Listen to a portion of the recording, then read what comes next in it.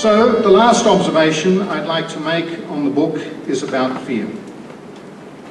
Geoff has proposed that the Church has placed itself in a prison of not being able to be wrong. The challenge to us is to transcend and to break down the walls of that prison, to see that we are open in freedom to Scripture, to tradition, to experience, and reflections on that experience. One of the saddest things in this book was to read the word of thanks.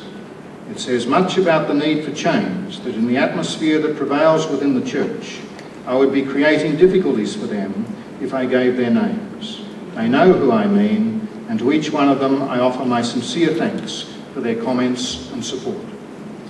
No disrespect to the women theologians who said they couldn't be here. If there is to be true change in our Church, the women theologians have to be here. We have to transcend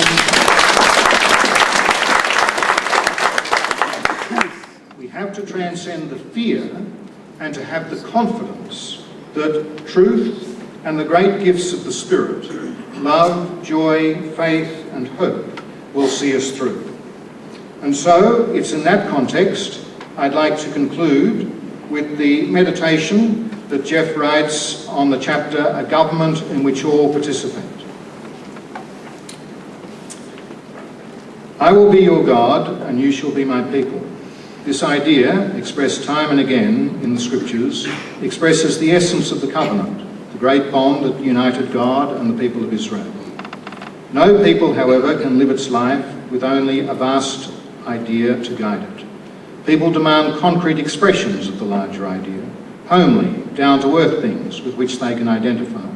So the covenant was made concrete in priest, prophet, king, law and land.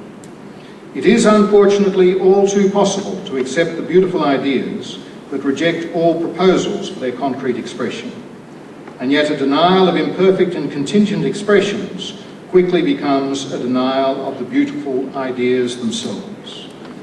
And as I say, the key to this is trusting, respectful dialogue and conversation despite difference, and in that way we will transcend those differences. Let's recall again what Benedict wrote to Hans Kuhn. I am especially grateful to you for emphasising what we have continued to have in common and the mutual human respect despite all the controversies, which must always remain a matter of course for Christians. Of course I am prepared to have a conversation with you. So let's continue that conversation.